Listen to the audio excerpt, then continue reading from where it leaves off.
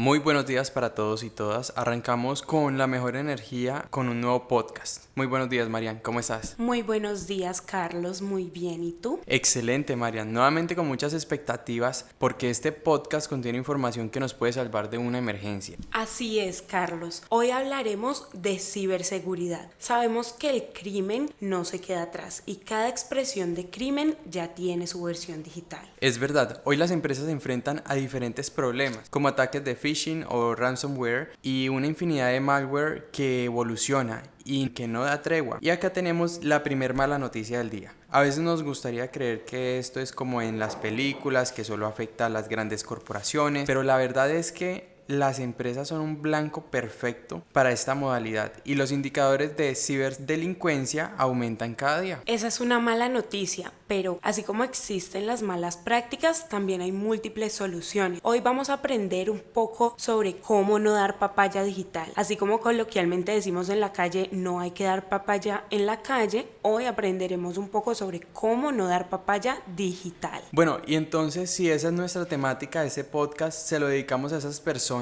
que tienen como contraseña temporal 2019, gerente comercial 01, asterisco. ¿Cómo dejar atrás a esas personas que tienen la contraseña pegada en un post-it en el monitor del computador? Estas situaciones, por supuesto que no pasan en Infotech, ni mucho menos en las compañías de nuestros queridísimos clientes. Para todas esas personas y para todos los que queremos aprender es este podcast. Y eso no es todo. Hoy tenemos un súper invitado que nos va a dar algunos hacks sobre ciberseguridad. Excelente. Y como el tiempo apremia, te damos la bienvenida a Cristian. Cristian es ingeniero preventa de Sophos. Hoy te convocamos porque eres un experto en ciberseguridad y tenemos varias preguntas muy interesantes para las personas que nos están escuchando. Gracias, muy amable por esta invitación, muy amable a Infotech de Colombia por llamarme y estar en esta mañana de hoy pudiendo dar información bastante relevante y que es de mucho interés. Súper, Cristian, y la verdad es que llevamos semanas detrás de ti, así que este espacio tiene que ser sumamente gratificante para todos nuestros clientes. ¿Qué tal te parece si empezamos con las preguntas? Principalmente, Cristian, ¿tú cómo defines la ciberdelincuencia? La ciberdelincuencia yo la defino como un arte, es algo que se tiene que entrenar, que se tiene que aprender y es el arte de poder acceder a sistemas de información, de poder acceder a los datos de las compañías. Aquí pueden ser compañías pequeñas, medianas o incluso compañías grandes, del cual el objetivo es un único y con un gran fin, que es acceder a esa información, poderla sacar y en algunos casos pedir rescate por esa información o simplemente revender esa información hacia compañías competencia. Puede ser por ese lado. Mejor no lo pudimos haber definido. Hoy queremos ponernos en los zapatos de un ciberdelincuente y conocer un poco de cómo proceden, así que nos gustaría escuchar este audio. Pues las nuevas plataformas digitales han facilitado el trabajo. Lo que hago es buscar algunas empresas de forma aleatoria en Google, valido sus filtros de seguridad y cojo la más vulnerable. Cuando ya tengo eso, lo único que hago es enviar una plantilla que contiene un llamado a la acción, ofreciendo algo atractivo, que puede decir algo como haz clic para activar tu cuenta, o con un dominio comercial ofrezco una promoción muy atractiva. Realmente lo único que yo necesito es que una persona haga clic sobre lo que sea que yo le envíe. Eso lo puedo hacer por correo, lo puedo hacer por WhatsApp, y digamos que una vez que ya tengo acceso a la información, pues ya puedo disponer de ella como yo quiera, ya me pertenece esa información. Y pensar que esta es una de tantas maneras de proceder. Y visto de esta manera, parece que es muy fácil perder información de suma importancia. Escuchando esto me surgió una duda, Cristian. ¿Qué tipo de información es la que más roban o la más apetecida? Bueno, aquí la información es casi prácticamente de cualquier tipo. Digamos, dependiendo del objeto y de la funcionalidad de la compañía, pues es el valor del activo, ¿no? Si yo soy una compañía que utiliza transacciones electrónicas para vender partes de carros o para vender piezas de ropa o para vender servicios de cualquier tipo, de cualquier índole, esta información es bastante apetecida. Entonces aquí digamos que no es algo puntual como tal, sino que según el objeto de la organización es donde encuentran la información. Claro, tiene mucho sentido y es de sumo cuidado el manejo de la información dentro de la organización. Para esto también es importante que la empresa concientice a los empleados del cuidado que se debe tener con el acceso a links o descargas de sitios de dudosa procedencia. Cristian, cuéntanos qué tipo de empresas son más vulnerables a los ataques. Bueno, aquí el atacante no reconoce tipo de empresa. Aquí puede ser del área de retail o minoristas, puede ser del área de salud, puede ser el área financiera, telecomunicaciones. Aquí no se respeta absolutamente nada porque el atacante, digamos que no le importa el tipo de compañía que es, sino le importa es tener el acceso y buscar algún fin con ese acceso a la información y a los datos. Entonces allí no hay una preferencia. Digamos que la preferencia, el atacante la busca más es qué tan vulnerable está la compañía. Entonces si ve que no existen controles de seguridad o los controles de seguridad son muy pobres o muy laxos, pues va a ser mucho más atractivo tratar de llegar. Por eso, por ejemplo, en sectores como el sector gobierno, en sectores como retail, vuelvo e insisto, o el mismo sector financiero, son bastante apetecidos porque en algunos casos los controles de seguridad no son adecuados o de pronto tuvieron controles de seguridad que son los adecuados, pero las técnicas, tácticas y procedimientos van evolucionando y van cambiando a través del tiempo. Entonces esto es un tema muy dinámico, no es un tema estático de que tengo una solución o tengo diferentes capas de seguridad hoy hace 6 meses y de aquí en el futuro ya no me va a volver a pasar nada. No, esto no es cierto, esto es algo que va a seguir evolucionando.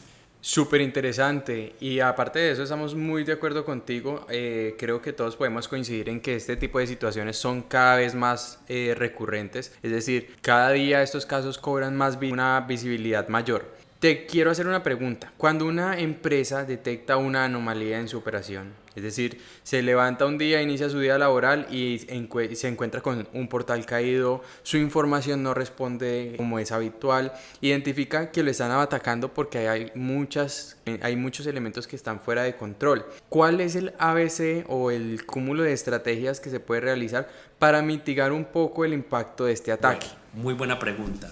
Aquí lo interesante es poder analizar cómo es el funcionamiento de dicho portal que está caído, de qué manera estoy almacenando la información, si es que es un tema de información que no esté disponible, para poder entender si la anomalía que se está presentando o la lentitud o la falla sobre el portal está asociado a funcionamientos internos del servidor o si de pronto está asociado a algún ataque que esté presentando ese servicio como tal. Entonces allí lo que toca hacer en esa primera parte es entender cómo funciona el portal como tal.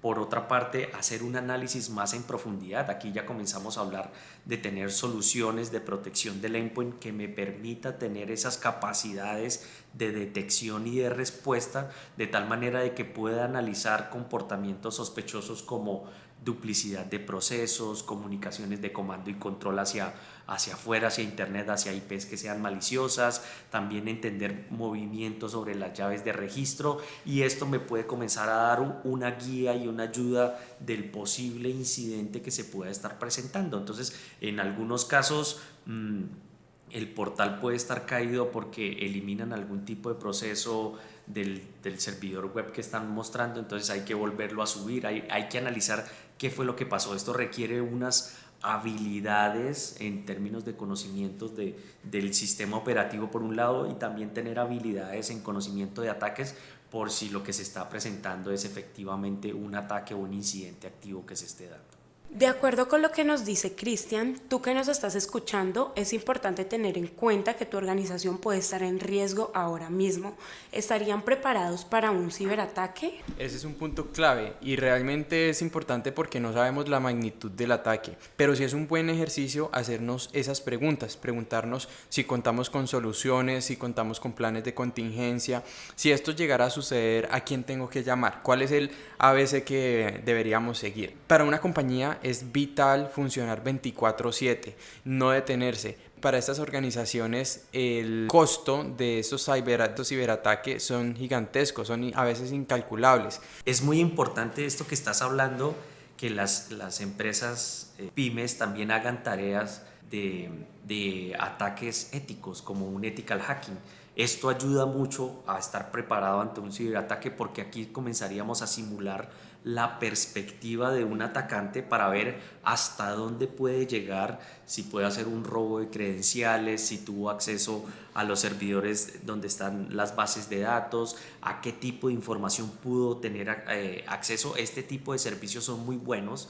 Yo recomiendo que se hagan este tipo de servicios, en el sentido de que puede mostrar una mejor postura y poder tomar acciones ante las debilidades o las falencias que se encuentren en este tipo de servicios. Pero entonces, hablando de daños, ¿cuál es el caso más grave que conoces de un ciberataque que haya afectado a una pyme? Bueno, existen muchos daños graves en diferentes tipos y versiones y perspectivas, pero uno de los más serios es cuando comienzan a hacer el secuestro de datos.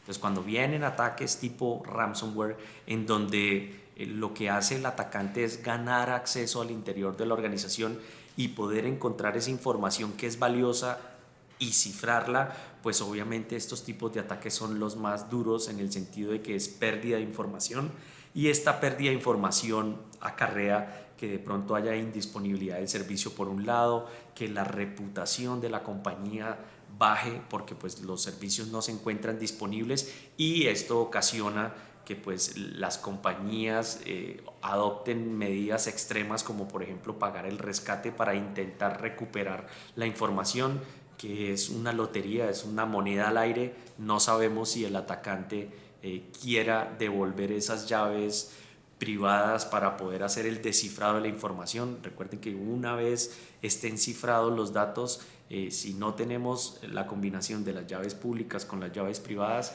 no va a ser posible hacer un descifrado como tal de la data. Me gustaría que puntualizáramos sobre cuáles son las armas más comunes de un ciberdelincuente, por ejemplo. Bueno, interesante pregunta. Muchos delincuentes, ciberdelincuentes o hackers que intentan acceder a información utilizan programas válidos y programas legales, o programas que utilizan en esas herramientas que hablé anteriormente, temas de ethical hacking, utilizan ese tipo de herramientas para poder acceder. Entonces allí es donde la compañía, pyme o grande o pequeña empresa, debe estar atento a este tipo de comportamientos y poder levantar la mano y decir: oye, me están haciendo ataques con este tipo de herramientas, y pues yo en este momento no estoy solicitando este servicio. Entonces eso puede ser un comportamiento sospechoso. Los atacantes buscan muchos vectores. Uno de los vectores más clásicos es, por ejemplo, el vector de correo electrónico, donde hacen ataques de suplantación o phishing, donde emulan algunos correos que aparentemente podrían ser válidos y adjuntan de pronto links en donde dice adjúntame esta información o descarga este archivo para que tengas tu comisión o pago. Normalmente esos tipos de correos electrónicos son atractivos en términos de dinero, y por eso los usuarios finales siempre de alguna manera hacen clic y acceden a esta información, y por debajo está ejecutando procesos ocultos, está instalando software malicioso. Esas son algunas de las herramientas y técnicas y tácticas que utilizan los ciberdelincuentes para poder ganar acceso al interior de la organización. Bueno, actualmente, Cristian, hay un dolor que nos aqueja a muchas personas, y es que en el día a día todos necesitamos contraseñas para N cantidad de portales.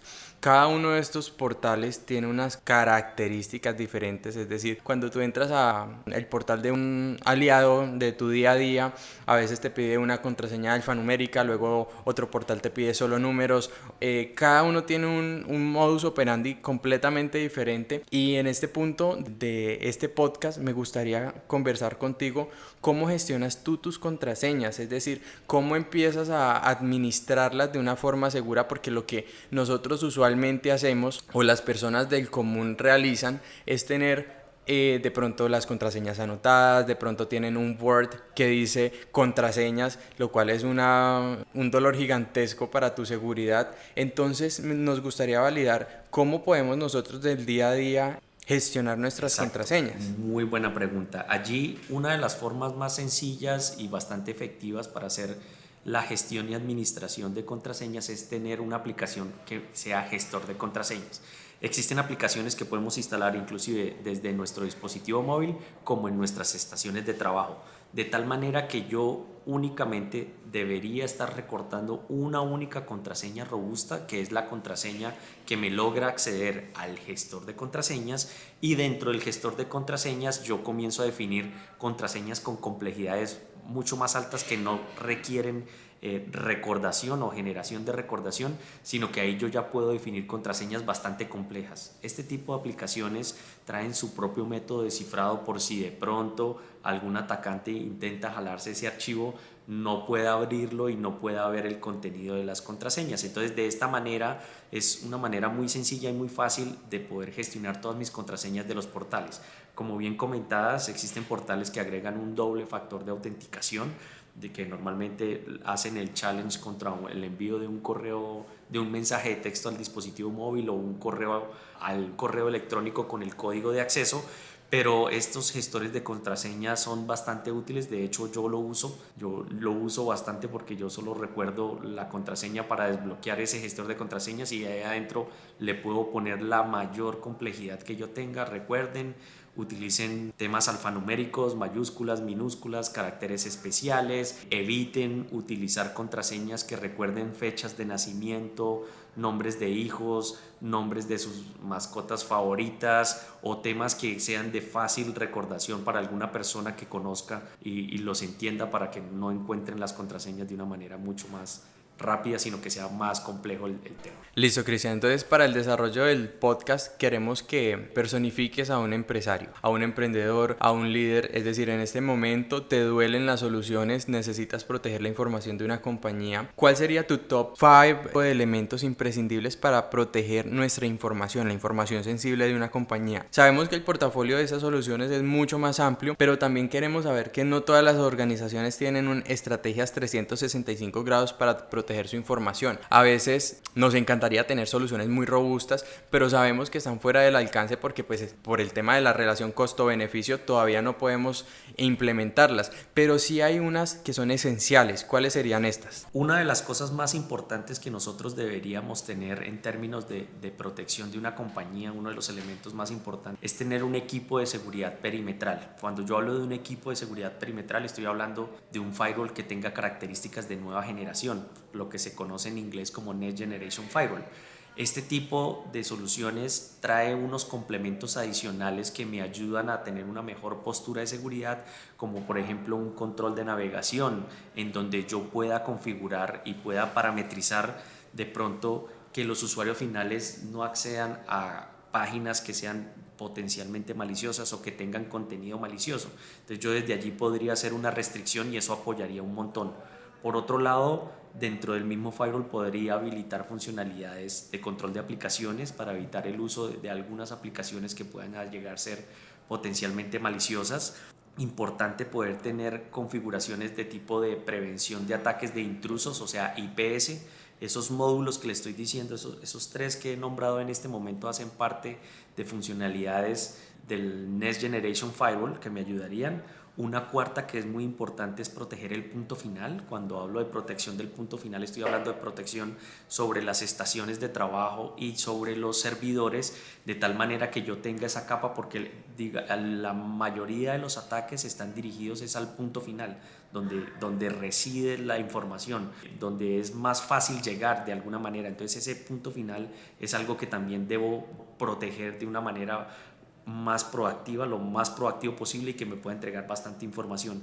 Y por último, y no menos importante, es el vector del correo electrónico. El correo electrónico es un servicio muy importante. Hoy por hoy la gran mayoría de las comunicaciones se hacen vía correo electrónico, y pues este es un vector bastante apetecido por los atacantes. Entonces la protección al correo electrónico para evitar suplantaciones, para poder analizar URLs o archivos adjuntos que estén metidos dentro del correo electrónico, hacen que cobre mucha relevancia hoy por hoy en este mundo digital. A mí me surge una duda, y es que de pronto cuando ya ocurrió un ciberataque, ¿Hay manera de mitigar los efectos de ese ataque?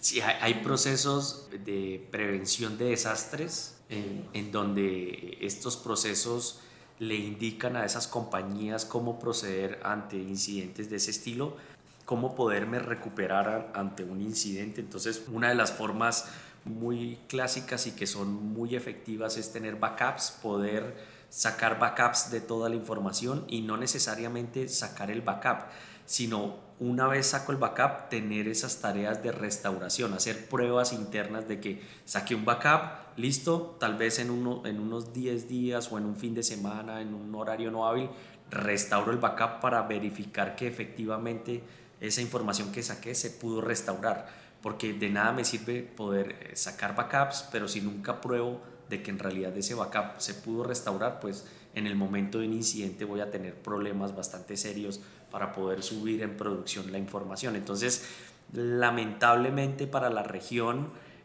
hasta cuando no suceda un incidente, no presto atención o no tomo esos controles. Entonces, estamos muy en Latinoamérica, eso es general, no solamente en Colombia ni particularmente aquí en la región, en Cali, sino que en toda la región completa no son tan proactivos en términos de seguridad, sino a mí nunca me han atacado, entonces no me va a pasar nada, pero cuando me atacan y cuando ya me veo comprometido y cuando ya hay daños serios y cuando los dueños de estas compañías pyme ven que están representando pérdidas, que ya no están produciendo, ahí es donde prestan atención y donde ven que la ciberseguridad, poner esos controles de seguridad ya se vuelven parte del día a día, como tener empleados que cuenten, que sean calificados y que tengan conocimiento, como que los productos y los servicios que ofrecen sean de calidad, entra un componente que es la seguridad. Entonces ahí es donde cobra relevancia.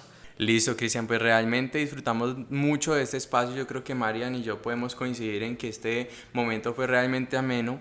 Se pensó inicialmente para visibilizar esas situaciones con las que nos tenemos que familiarizar porque cada vez son más recurrentes y aprovechando este espacio contigo como experto, también es un momento de reflexión para las personas que están detrás de este podcast escuchándonos, a que saquemos un espacio, hablemos sobre ciberseguridad. Muchas veces tenemos preguntas, consultas, no tenemos de pronto la información necesaria. Nosotros dentro de Infotech tenemos recursos que puede orientar, que nos puede capacitar, que nos puede resolver esa inquietud, e incluso esa conversación, esa charla que se dé puede ser valiosísima para una compañía porque puede prever alguna situación del futuro. La reflexión es a estar listos, a incluir este tipo de soluciones dentro de nuestro arsenal para estar listos para los desafíos del mañana. Así que muchísimas gracias, Cristian. Esperamos seguir teniéndote como invitado y que nos puedas seguir ayudando con todos estos temas relacionados a la ciberseguridad. Gracias Infotech de Colombia por hacer esta invitación. Espero poderlos acompañar más adelante para conversar de otros temas de seguridad que puedan ser de su interés. Feliz día.